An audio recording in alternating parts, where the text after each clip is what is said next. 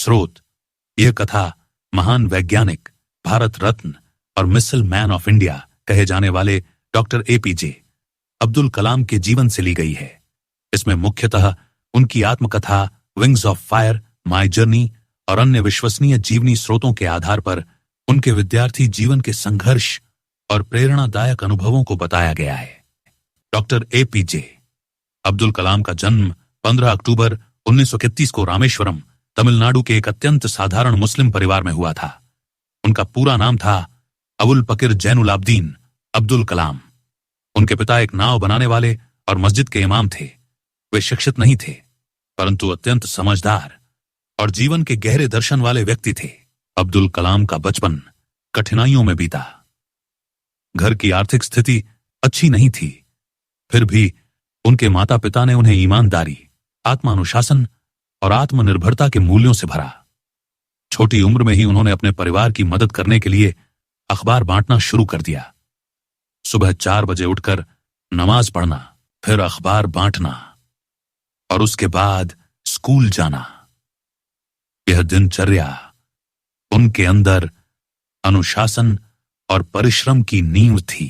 रामेश्वरम में उनके पहले गुरु थे श्वार्ट्ज स्कूल के प्रधानाचार्य, जो उनमें विज्ञान के प्रति रुचि को पहचानते थे।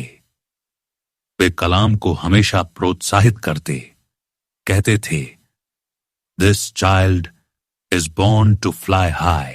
विज्ञान और गणित उनके प्रिय विषय थे। स्कूल में उनके पास न जूते थे न अच्छी किताबें, फिर भी वे हर विषय में सबसे आगे रहते। उनके दोस्त भी अलग अलग धर्मों से थे, हिंदू, ईसाई, मुस्लिम, परंतु कभी किसी ने भेदभाव नहीं किया। यह अनुभव उनके जीवन भर की सोच को आकार देता है कि religion should never divide, it should unite. एक बार उनके गणित के शिक्षक ने उनसे 20 गुणा 20 तक का पूरा पहाड़ा सुनाने को कहा। जब उन्होंने बिना रुके सुना दिया तो शिक्षक उनकी पीठ थपथपाकर बोले, one day you will become a great scientist.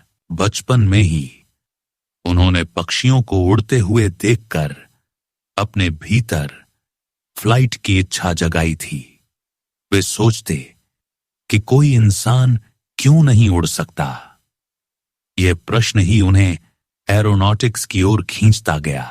घर पर पढ़ाई के लिए न बिजली थी न टेबल, लेकिन फिर भी वे मिट्टी के तेल वाले दीपक के नीचे घंटों पढ़ते थे। उन्हें हर चीज को गहराई से समझने की आदत थी। उनके शब्दों में, if you want to shine like a sun, first burn like a sun. विद्यालय की शिक्षा पूरी करने के बाद वे तिरुचिरापल्ली के सेंट जोसेफ कॉलेज में दाखिल हुए। यहां भी आर्थिक समस्याएं उनके साथ थीं। कभी कभी पूरे दिन एक ही भोजन में रहना पड़ता, लेकिन पढ़ाई से कोई समझौता नहीं होता। कॉलेज में उन्होंने फिजिक्स में स्नातक किया और फिर उन्होंने एक बड़ा निर्णय लिया।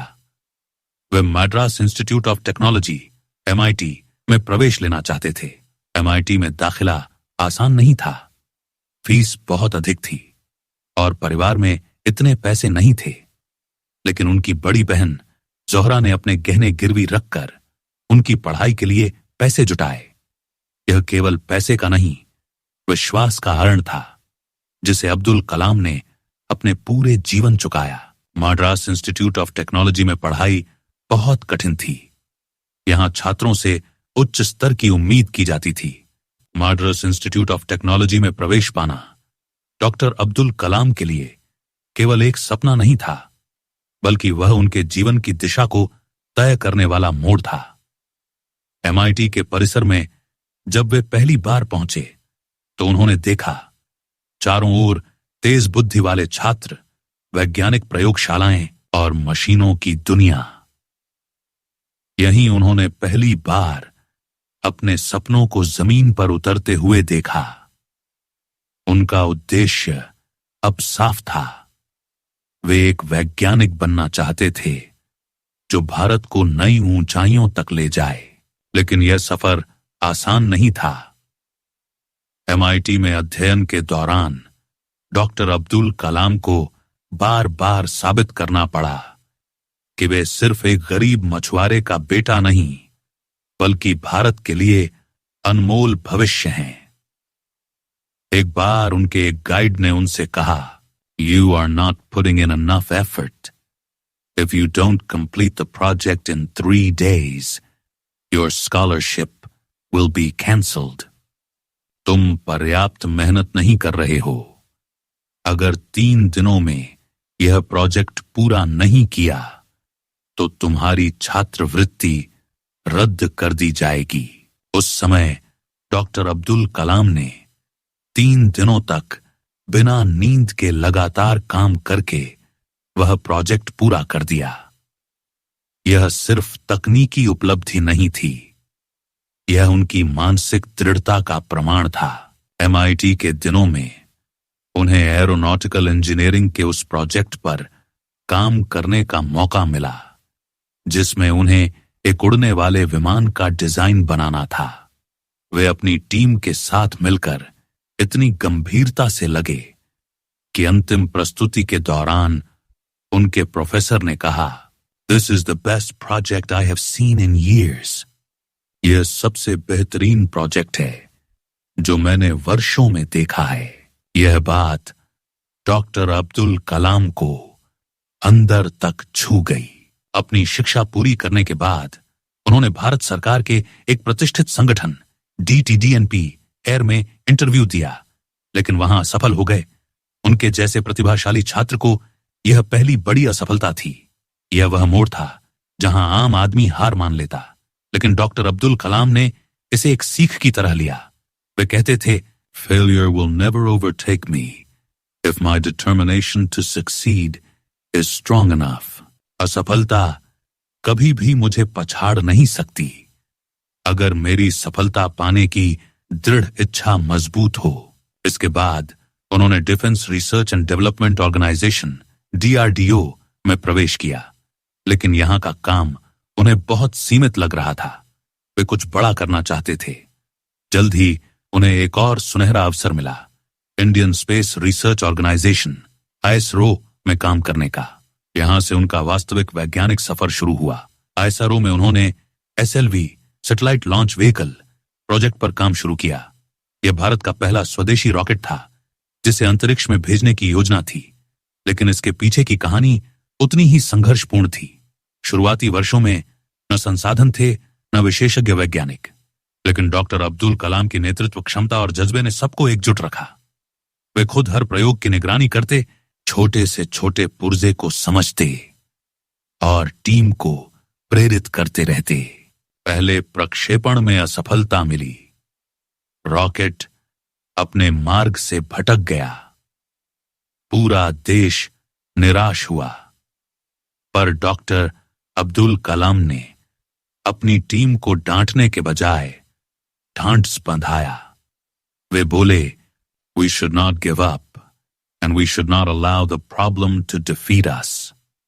हमें हार नहीं माननी चाहिए और किसी समस्या को हमें हराने की अनुमति नहीं देनी चाहिए। उनकी यह भावना टीम में नई ऊर्जा भर गई। कुछ ही वर्षों में उसी टीम ने SLV-3 को सफलता के साथ लॉन्च किया और भारत अंतरिक्ष विज्ञान में एक नई दिशा की ओर बढ़ा। यह केवल वैज्ञानिक उपलब्धि नहीं थी, यह करोड़ों युवाओं के लिए एक संदेश था कि कोई भी सपना छोटा नहीं होता अगर मेहनत सच्ची हो। डॉक्टर अब्दुल कलाम के छात्र जीवन का यह दौर बताता है कि शिक्षा केवल किताबी ज्ञान नहीं है, बल्कि यह एक मिशन है, अपने भीतर की शक्ति को पहचानने और राष्ट्र के लिए समर्पित करने का। उन्होंने बताया कि छात्र को केवल नौकरी के लिए नहीं, बल्कि देश के लिए जीने का संकल्प लेना चाहिए। उन्होंने हर छात्र को यह संदेश दिया, dream dream dream. Dreams transform into thoughts and thoughts result in action. सपना देखो, सपना देखो, सपना देखो। सपने विचारों में बदलते हैं और विचार कर्मों में बदलते हैं। डॉक्टर अब्दुल कलाम का छात्र जीवन से राष्ट्रपति बनने तक का प्रेरणादायक सफर डॉक्टर अब्दुल कलाम का जीवन एक ऐसा उदाहरण है जहां शिक्षा केवल डिग्री हासिल करने का साधन नहीं, बल्कि आत्मा का विकास और राष्ट्र की सेवा का जरिया बन जाती है। वैज्ञानिक के रूप में सफलता के बाद जब वे भारत के राष्ट्रपति बने, तब भी उनकी पहचान सबसे पहले एक स्टूडेंट प्रेसिडेंट की रही। एक ऐसा राष्ट्रपति जो हर बच्चे में एक साइंटिस्ट, एक लीडर और एक ड्रीमर को देखता था। राष्ट्रपति भवन में बैठने के बावजूद डॉक्टर अब्दुल कलाम का दिल क्लासरूम में ही बसता था। वे भारत के कोने कोने में जाकर स्कूलों और कॉलेजों में बच्चों से मिलते, उन्हें गले लगाते और प्रेरित करते। उनके शब्दों में वही सादगी, वही ताकत और वही विजन था जो एक सच्चे मेंटोर में होती है। उन्होंने एक बार कहा, learning gives creativity, creativity leads to thinking, thinking provides knowledge, knowledge makes you great. सीखने से रचनात्मकता आती है, रचनात्मकता सोच को जन्म देती है, सोच से ज्ञान मिलता है और ज्ञान से आप महान बनते हैं। डॉक्टर अब्दुल कलाम का मानना था कि बच्चों को डर से नहीं, सपनों से आगे बढ़ना चाहिए। उन्होंने यह भी कहा, small aim is a crime, have great aim. छोटा लक्ष्य रखना एक अपराध है, हमेशा बड़ा लक्ष्य रखो।